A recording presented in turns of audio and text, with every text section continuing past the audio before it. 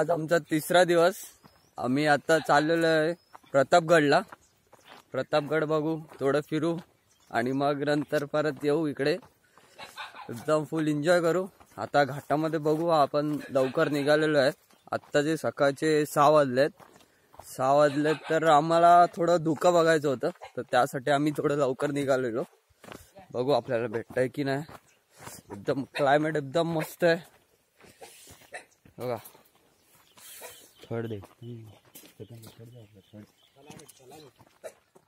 तर आम्ही आता निघतोय, मजा करू खूप भरपूर एकदम। चला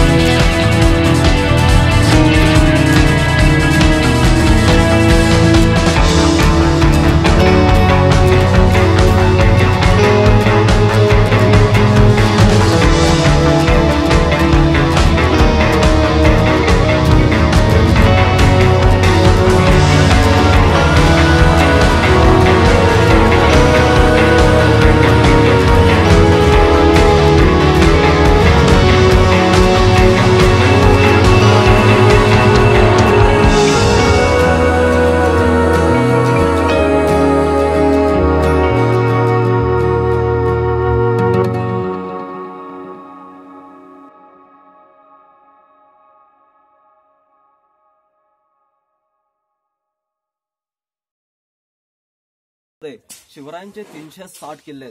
वयाच्या 16व्या वर्षी राजाने पहिला तोरणा किल्ला जिंकला आणि अवघ्या 34 वर्षांमध्ये हिंदवी स्वराज्याची स्थापना केली। भवानी मातेचं मुख्य मंदिर तुळजापूरला येत आहे। त्या ठिकाणी पूर्वी आदिलशाहचं राज्य होतं आणि महाराज देवीच्या दर्शनासाठी तुळजापूरला जायचे मावळ्यांसोबत। तेव्हा लढाई होता, त्या लढाईमध्ये आपले मावळे मारले जायचे।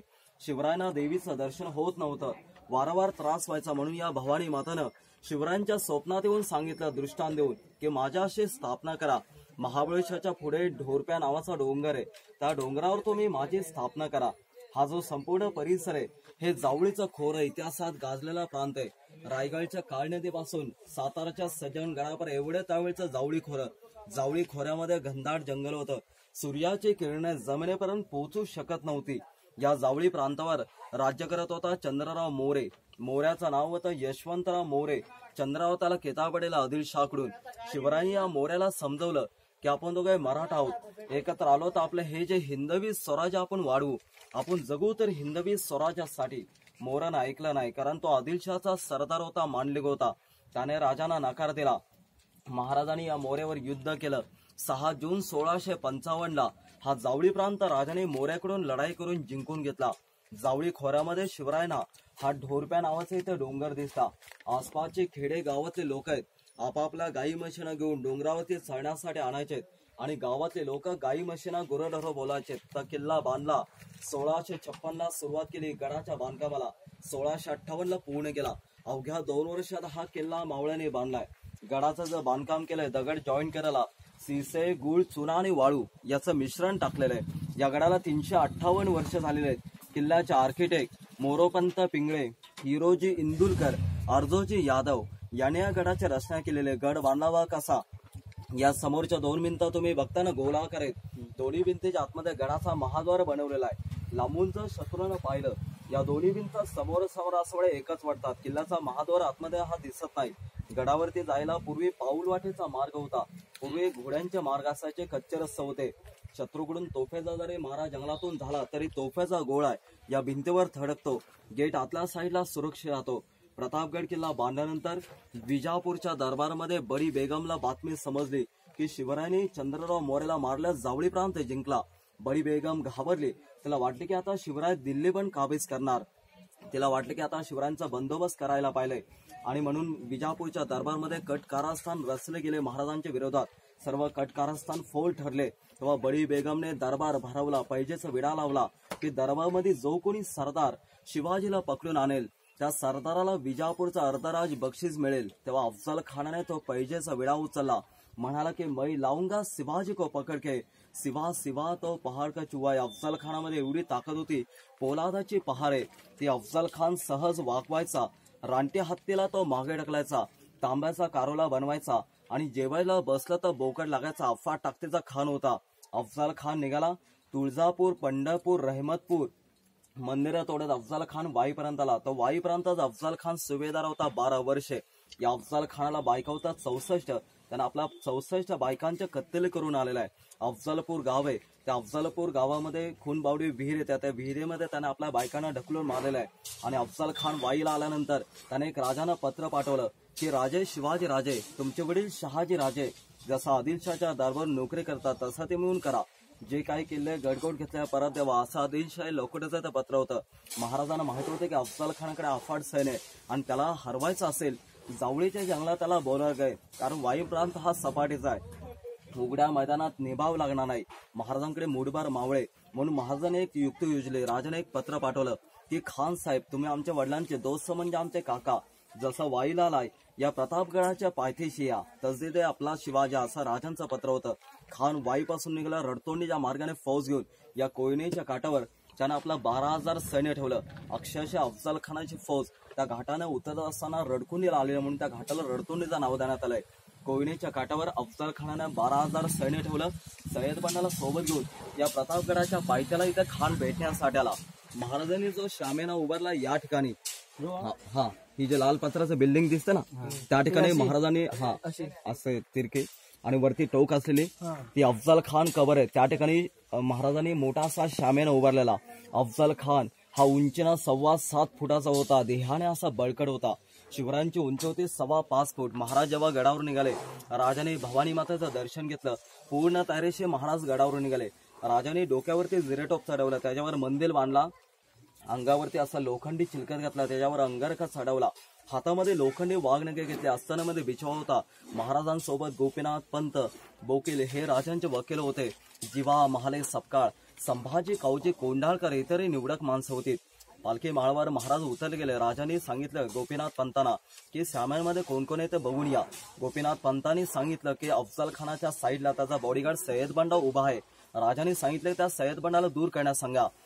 गोपीनाथ पंत अफजल खानाकडे गेले आणि म्हणाले की त्या सय्यद बंडाला दूर करा, नाहीतर महाराज इथूनच परत गडावर जाणार आहेत. खानाने सय्यद बंडाला बाहेर पाठवलं. अफजल खान उठला आणि शिवरायांना पाहताच तो म्हणाला की आओ शिवाजी आओ, हमारे गले लग जाओ. या राजे भेटा मला, शहाजीच्या पुत्रा शिवाजी भेटून मला. जसा राजाने तिथे खानाला आलिंगन दिलं. आलिंगन देताच खानाने डाव्या बगलेत महाराजांची मानावळी, त्यानं उजव्या हातानं राजांच्या पाठीवर जोराने कटारीचा वार केला. लोखंडी चिलकतावर कटार खरखरली, अंगारका फाटला. महाराज वाचले चिलखतामुळे अफजल खानाने दगा केला. शिवरायांनी वाघनख्याने बिचव्याने अफजल खानाचा कोथळा बाहेर काढला. 10 नोव्हेंबर 1659 गुरुवारचा दिवस होता. दुपारचे 2 वाजलेले. राजाने तिथे अफजल खानाचा वध केला. मार्गशीर्ष शुद्ध सप्तमी शके 1551 दुपारी 2 वाजता शिवरायांनी तिथे अफजल खानाचा वध केला. अफजल खान मोठ्यांदा ओरडू लागला, या अल्ला बचाव, दगा दगा म्हणून. त्याचा अंगरक्ष होता सय्यद बंडा. हा शिवरायांवर वार करण्यासाठी दानपट्टा फिरवत आला. तेव्हा जिवा महालेनं पाहिलं आणि त्याने क्षणात उंच उडी घेतली. जीवाची पर्वा न करता त्यांनी सय्यद बंडाचा उजवात वरचीवर कापला आणि सय्यद बंडाला जागेच ठार केलं. महनगडी होता जिवा म्हणून वाचला शिवा असे म्हण तिथे घडलेले आहे. शिवरायांनी मुस्लिम धर्मानुसार अफजल खानाची कबर बांधली. ज्या ठिकाणी भेट झाली तिथेच त्याची कबर बांधलेली. परंतु ही अफजल खान कबर गव्हर्नमेंटने आता 12 वर्ष झाले वादग्रस्त असल्यामुळे बंद ठेवलेले. कारण अफजल मेमोरियल ट्रस्ट, मुंबईचे ट्रस्ट, त्या ट्रस्टला मेंटेनन्ससाठी ते कबर दिली. त्याने राहायला रूम वगैरे बांधले. जशी आपण देवतांची यात्रा करतो तसं तिथे मुसलमान लोक त्याची यात्रा भरवा लागले. ती लोक त्याला देवासमान मानायला लागले. म्हणून अफजल खान कबर गव्हर्नमेंटने आता 12 वर्ष झाले बंद ठेवलेले. वादग्रस्त असल्यामुळे ते पाहता येत नाही. समोर इथे शिवकालीन गुफा आहे. ही गुफा या लाईटच्या खांबापर्यंत होती. मोठा असा डोंगर होता.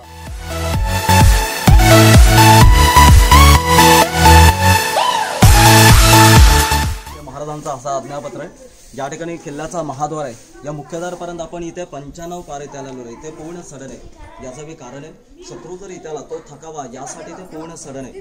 किल्ल्याचे तटबंदी 5 किलोमीटरचे आणि बाहेरून कुठे उतरण्यासाठी रस्ता नाही. या गडाला उंच कडे जिथून कुठून शत्रू सेना गडावरती येऊ शकत नाही.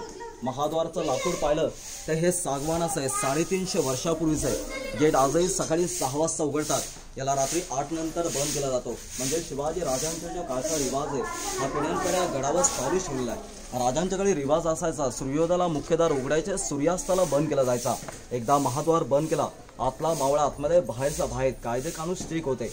गेट तोडायला शत्रू जर इथला तर पूर्वी हत्तीचा वापर करायचा. गडाचा गेट तोडायला. गडाचा महाद्वार पाहिला तर उंचावर बनवलेला आहे. हत्ती इथे येऊ शकत नाही. हत्ती टर्न करू शकत नाही, जागा कमी. महाद्वारला हे लोखंडी बार आहेत. त्या हत्तीला लागण्यासाठी बार आहेत. हत्ती धडक द्यायला येणार, ते बार त्याला टोचणार. पूर्वी हे टोकेरे होते. रहदारी वारंवार आता कापलेले. या पूर्ण सडन असल्यामुळे मोठ्या तोफा लाकडी ओंका घेऊन शत्रू पळत येऊन गेट तोडू शकत नाही. तरी पण शत्रू सैनिक इथपर्यंत आलं तर भिंतीवर छोटी विंडो आहे खांबाच्या खालती. तिथं आपला मावळा तोफ घेऊन शत्रूच्या बरोबर तो पाठीवर हल्ला करायचा. याला मराठ्यांचं गनिमी कावा म्हणतात. ती खिडकी आपल्याला इथून दिसेल. या खांबाच्या खालती बघा छोटी विंडो आहे. हिरवा पाईप दिसतात. तिथे आपला मावळा तोफ घेऊन शत्रूच्या तो बरोबर पाठीवर हल्ला करायचा. याला मराठ्यांचं गनिमी कावा म्हणतात. आणि या गनिमी कावाचा अर्थ होतो ताकदीपेक्षा युक्ती श्रेष्ठ. म्हणजे तो एकटा मावळा येणारा शत्रूच्या 250 ते 300 लोकांना सहज मारू शकत होता. शत्रूला कळत नव्हता हल्ला तिथून होतो. याला जंग्या म्हणतात. तोफ्याचा मारा म्हटलं जातं. इकडे ज्या तटबंदीला होल आहेत, तोफा मारण्यासाठी होल आहेत. याच्यातून उकळतं तेल आणि गरम पाणी सैनिक फौजर होताचे. लांबून कुठूनही बघितलं तर दोन्ही भिंत एकच वाटतात. किल्ल्याचं गेट आतमध्ये हा दिसत नाही. गेट पाहिलं तर छोटासा बांधला अरुंद आहे. शत्रू सैन्य गडामध्ये जास्त जाऊ नये यासाठी गेट अरुंद बांधला आहे. आणि गेटच्या वरती हे 2 सिम्बॉल कोरलेले आहेत, वाघ आणि सिंह. याचा अर्थ असा आहे की या गडाला जिंकायला वाघ आणि सिंहासारखा शूरवीर योद्धा किंवा राजा पाहिजे असा त्याचा अर्थ असायचा. इथे समोर दगडावरती चंद्र सूर्य कोरलेले आहेत. पहा दिसतंय का समोर? ठीक आहे सर. समोर इथे समोर. हा हा दिसले दिसले. हा समोर आहे ह्या दगडावर. ह्या दगडावर हा दिसतो समोर. छोटा या साईडला भिंतीवर नाही दिसतो. इथे समोर इथे बघ. दे इकडे मोबाईल. दिसतंय का? हा बघ. तर हे समोर इथे चंद्र सूर्य. या चंद्र सूर्याचा अर्थ असा आहे की चंद्र सूर्य असेपर्यंत शिवरायांची कीर्ती आणि गड अमर राहतील असा त्याचा अर्थ आहे. तर ही मुद्रा जी असायची मोडी लिपीमध्ये प्रतीप चंद्र लेखेव वर्धिष्ठ विश्ववंदिता शहा सोनो शिवशेषा मुद्रा भद्राय राजते. याचा अर्थ असा आहे की शहाजी पुत्र शिवराय यांनी बनवलेली मुद्रा जगाच्या कल्याणासाठी वंदनीय. जसा प्रतिपदाचा चंद्र कलेकल्याप्रमाणे वाढतो तसं त्यांचं हिंदवी स्वराज्य वाढवं असा त्या मुद्रेचा अर्थ असायचा. प्रत्येक नाण्यावरती ती मुद्रा कोरलेली असायची. सोन्याच्या नाण्याला होन बोललं जायचं, तांब्याच्या नाण्याला शिवराय म्हणलं जायचं. महाद्वारचं लाकूड हे सागवानच आहे. आणि गेट बंद केला की ते लाकडी अडसळ ओंडका असा सरकवला जायचा जेणेकरून ते महाद्वार लॉक व्हायचं. अशा प्रकारे ह्या गेटची रचना असायची. या दोन्ही साईडला तिकडे पण आहे. या दोन्ही साईडला प्रशस्त दिवड्यात आपल्या इथे पहारेकरी बसायचे. पूर्वी लाईट नव्हती, त्या दगडामध्ये लाकडी मशाल लावायचे. मशाल लावण्यासाठी हा जुना दगड आणि शिवकालीन तोफ. या तोफेचं वजन 650 किलो, रेंज 3 किलोमीटर लांब पालवायचे. या तोफेला दारुगोळा फोडून फासायचे, पाठीमाग मशालीने वाज जाळायचे. 2च मावळे या तोफला उचलायचे. आणि ही तोफ इथं नव्हती, समोर झेंडा लावलेला बुर्ज आहे, त्या बुर्जावरती तोफ सज्ज असायची फौजेवर हल्ला करायला. आता तोफेला दाखवण्यासाठी ते आणलेलं आहे. पोलादापासून बनवलेली तोफ आहे आणि इंग्रजांनी या मोठ्या तोफा सील केलेल्या आहेत. मराठ्यांनी त्यांच्या विरोधात या तोफा ब्रिटिशांच्या विरोधात वापरू नये म्हणून या तोफा इंग्रजांनी सील केलेल्या आहेत, म्हणजे निकामी केलेल्या आहेत.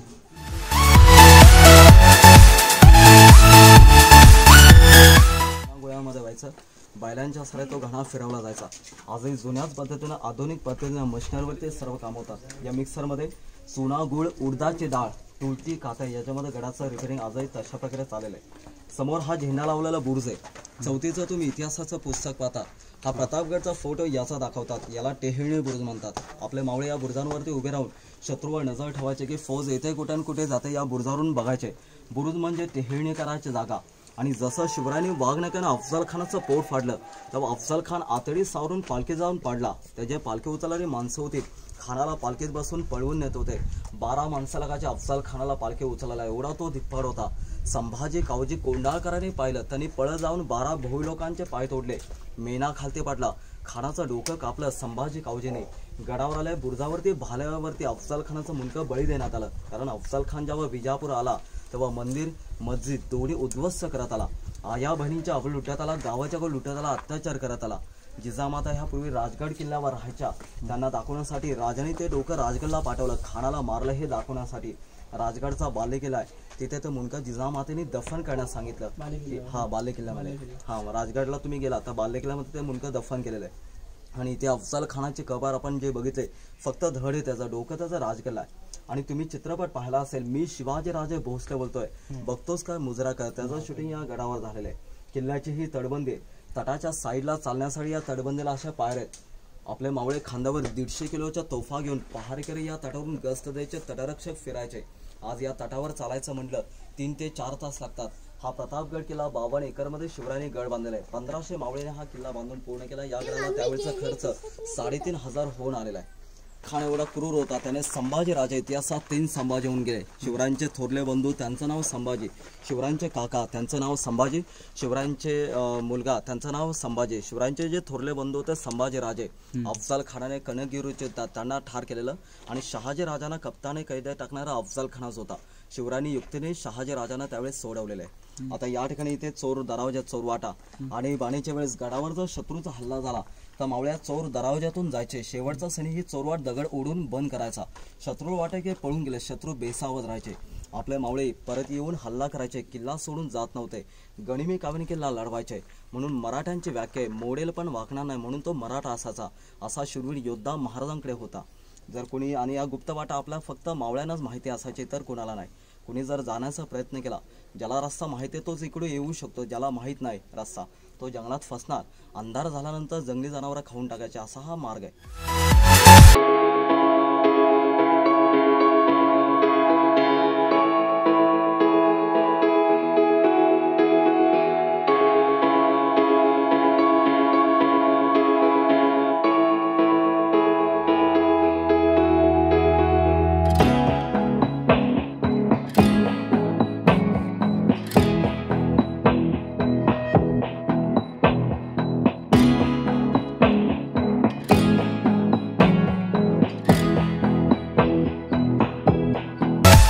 आता इकडून चोरवाडीच्या इकडून थोडं खाली उतरलो फक्त बघण्यासाठी असं काय आहे ते. पण खाली उतरताच क्षणी आम्हाला एकदम खूप घाणेरडी परिस्थिती दिसली आम्हाला. तुम्हाला दाखवतो मी, तुम्ही बघू शकता. हे बघा, आपल्या छत्रपती शिवरायन राजे यांच्या परिसरामध्ये किती घाण आहे. खूप घाण वाटलं मला. रायगड बनवला. रायगड किल्ला हा कोकणामध्ये येतोय. या गडावरून रायगडचं अंतर आहे 65 किलोमीटर. इथे भवानी मातेचं मंदिर आहे. शिवराय दर मंगळवार आणि शुक्रवार देवीच्या दर्शनासाठी रायगडवरून कृष्णा नावाच्या घोडीवर दऱ्याखरोतून इथपर्यंत महाराज यायचे.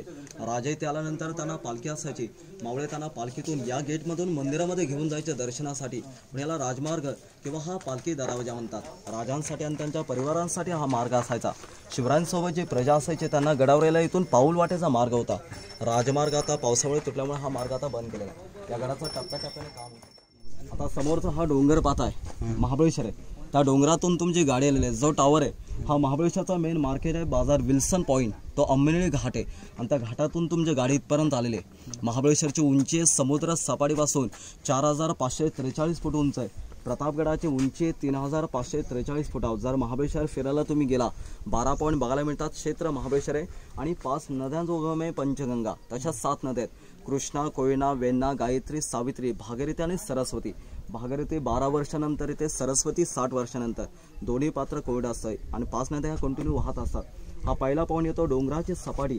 याचं नाव येतं बॉम्बे पॉईंट, सनसेट पॉईंट म्हणलं जातं. पुढे रडतोंडीचा मार्ग आहे जिथून खान फौज घेऊन उतरला.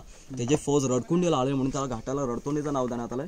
हा इथं टॉवर जो दिसतो तो विल्सन पॉईंट. हत्तीचा माथा लोअर एलिफंट हेड लॉर्डविक आणि शेवटचा ऑर्थर पॉईंट आहे. ऑर्थर सीट पॉईंटवरनं तुम्ही दुर्बिणीतून जर बघितलं तर वरती ते शिवरायांचं स्मारक आहे. ते स्मारक त्या पॉईंटवरनं दाखवतात. या संपूर्ण डोंगरदरा सह्याद्रीच्या उंच पर्वतरांग आहेत. हे संपूर्ण जावळीचं खोरं. इथे जावळी गाव आहे ते खेडेगाव. शिवरायांनी चंद्रराव मोरेशी युद्ध केलं. चंद्रराव मोरे रायरी किल्ल्यावर पळून गेला. रायगडचं पूर्वीचं नाव होतं रायरी. रायरी किल्ल्याला ते त्याला कैदेत ठेवलं. कैदेत असतानाही चंद्रराव मोरेने आदिलशाहशी गुप्तपणे पत्रव्यवहार केला. महाराजांना कळतात तिथे त्याला ठार मारलं. जावळी प्रांत जिंकला, रायरी किल्ला जिंकला. रायरी किल्ल्याची डागडुजी करून रायगड नाव दिलं आणि स्वराज्याची दुसरी राजधानी बनवलेली आहे. आणि हे या खेडेगावावरून या परिसराला जावळी खोरं बोललं जायचं. या